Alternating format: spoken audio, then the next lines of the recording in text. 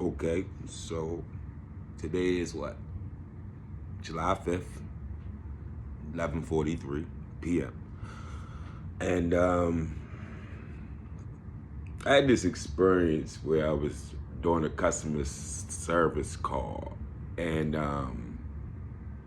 I was doing the customer service call, I was talking to this gentleman, and it was a Caucasian gentleman. One thing about us as people is that we can tell each other's voices when we talk. We can literally hear each other. It's like it's naturally embedded into us, which is DNA. Like you can just literally hear the voices. So it's a little chilly in my house too right now. I just turned off the air. It was brick in here. Don't mind me if I'm shivering a little bit. I'm a little anemic out. I'm good.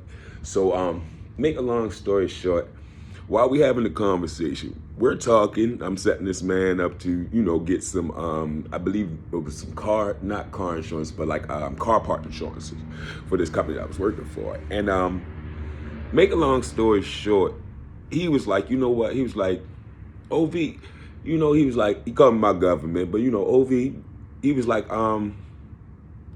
you seem like a really cool black guy. And I've been around a lot of black guys. I've done security for black guys and all of that. Like famous black guys. Like I've done security work for them and all that.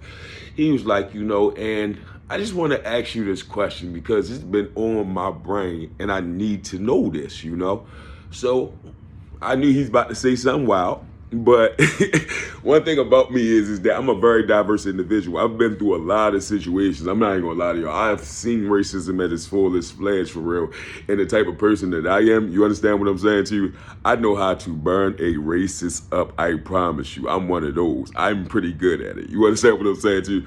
The energy that the boy can give you, I promise you, is different. But that's a whole different subject. You understand what I'm saying? So he basically wanted to know, why do black people have a hard time listening to police? Okay. Now, this is coming from a person I have a brother-in-law that's in law enforcement. And then you got to think about transitioning throughout the years. You got to really think about it. As black people, you can really think about it. At least majority of us can think it's at least one person that's in our family that's either the police or have some type of ties to the police. They do security work there. That's tied with law enforcement. They have to deal with law enforcement and all that. So we're not gonna act like we don't know who law enforcement is. You got family members at all, but then you got the other ones. All right, cool. So let's make this simple, right? They asked me. He said, "Why do y'all have this hard time with the police? Like, why y'all just like when people get pulled over? Why y'all just can't just listen and go with the flow of things and da-da-da, right?"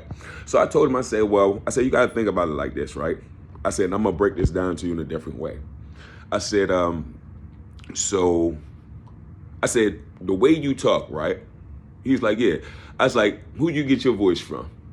Because more than likely, I said you had to get it from somebody. It could have been your uncle, your grandfather, somebody. He's like, actually, everybody said, I sound like, one of, my grandfather. So when they said that he sounded like his grandfather, you understand what I'm saying? All right, we gonna play in on this. I said, well, that's how DNA works. You get what I'm saying? From your voice, I said your eye color, everything. I said it passes on genetically.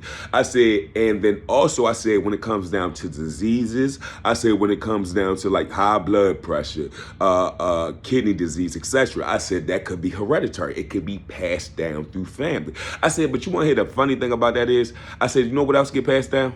I said trauma. I said, think about an elephant. My father used to always tell me about this. He's like, think about an elephant, right? And when you think about an elephant, you could chain the elephant up and whoop an elephant ass, okay? You could, excuse my language, but you could chain an elephant and literally beat it into submission. He said to the point where as though once you take the chain off the elephant would not move, wouldn't run, wouldn't do nothing. It would stay exactly in that spot.